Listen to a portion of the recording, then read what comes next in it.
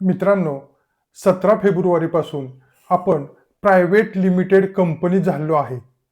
ह्या व्हिडिओमध्ये मी तुम्हाला सांगणार आहे, की आपण प्रायव्हेट लिमिटेड कंपनी का झालो आणि याचा आपल्या परिवाराला, मला आणि आपल्या टीम मेंबरला काय फायदा होईल.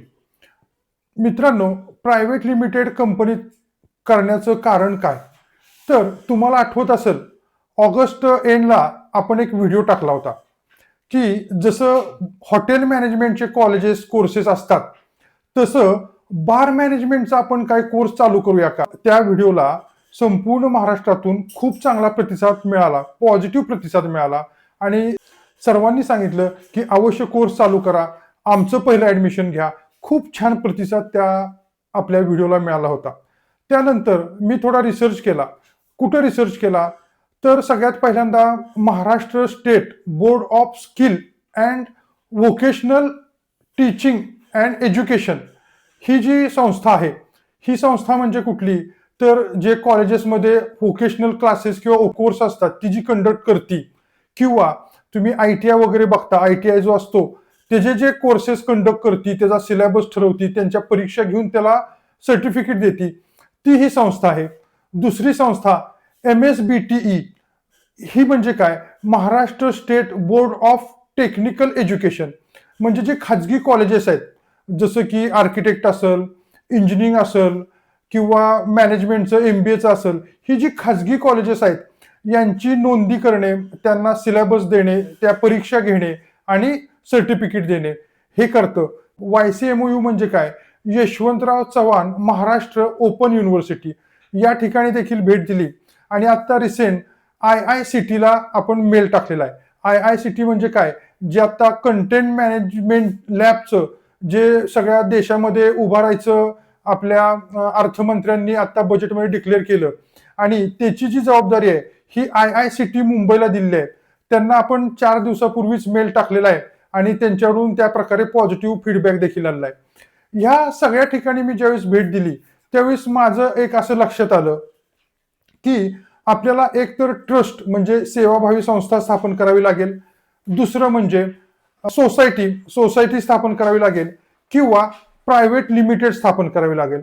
जनरली मी अभ्यास केला, बरेचसे जे स्कूल्स वगैरे आहेत ते ट्रस्टकडे जातात, त्यांचा इन्कम टॅक्स वाचतो, थोड्याफार गव्हर्नमेंटकडून फॅसिलिटी मिळतात.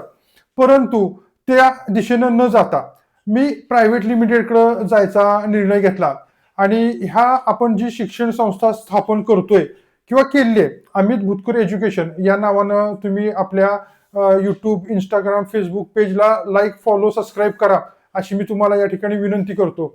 अमित भूतकर कन्सल्टन्सी ही आपल्याला लिकर लायसन काढून द्यायला मदत करते. तर अमित भूतकर एज्युकेशन ही जी आपण नवीन संस्था आता स्थापन केली आहे, यामध्ये एक्साईज रजिस्टर लिहिणे किंवा तुमचं कॉकटेल मेकिंग किंवा बार मॅनेजमेंटचा कोर्स आहे किंवा आता आपण जस्ट इंट्रोड्यूस करतोय ते म्हणजे कंटेंट रायटिंग किंवा कंटेंट क्रिएटर लॅब. याशिवाय सोशल मीडिया मार्केटिंग आपण त्या ठिकाणी घेणार आहे. सो ऑन ह्या प्रकारचे तिथे प्रोजेक्ट येत राहतील, होत राहतील. त्यासाठी सेपरेट आपण केलेलं आहे अमित भूतकर एज्युकेशन आणि ह्याला सर्टिफिकेट कोर्सेस देता यावेत. आपल्या संस्थेतून बाहेर पडलेल्या मुलांना गव्हर्नमेंटमध्ये जॉब मिळावेत. आता गव्हर्नमेंटमध्ये जॉब कुठं? आता हॉटेल मॅनेजमेंट झाल्यानंतर आज तुम्ही रेल्वे बघा, सरकारी विमानतळ बघा, सरकारी जहाजं बघा, या ठिकाणी जे कुक्स असतात, वेटर्स असतात किंवा या फूड इंडस्ट्रीशी रिलेटेड सगळी जी लोक असतात, यांना आपल्या संस्थेतून जे लोक बाहेर पडतील ते सर्टिफिकेट तिथं चालणार. अशा प्रकारचं आपण आता सध्या हे बनवत आहे आणि त्यासाठी आपण हा प्रायव्हेट लिमिटेडकडे जाण्याचा निर्णय घेतला. आता हे झालं का घेतला तो? आता याचा आपल्या परिवाराला काय फायदा आहे? सगळ्यात महत्वाचं म्हणजे विश्वासार्हता.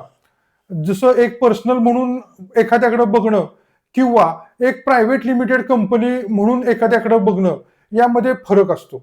तर आज आपण प्रायव्हेट लिमिटेड कंपनी झाल्यामुळं एक आपल्या संपूर्ण फॅमिली परिवाराचा माझ्यावरचा ट्रस्ट प्रायव्हेट लिमिटेडमुळं वाढेल असं मला वाटतं.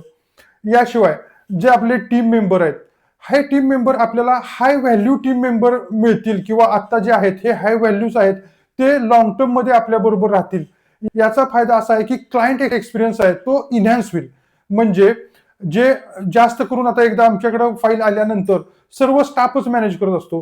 ते जे मॅनेजमेंटचं आपापसातलं कम्युनिकेशन आहे याचा एक्सपिरियन्स आपल्या क्लायंटला चांगला मिळेल, एक विश्वासार्हता राहील. अशा प्रकारे आपल्या सर्वांचाच यामध्ये फायदा आहे असं मला वाटतं. तुम्हाला काय वाटतं जरूर कमेंटमध्ये सांगा. वाट बघतोय तुमच्या उत्तराची. थँक्यू.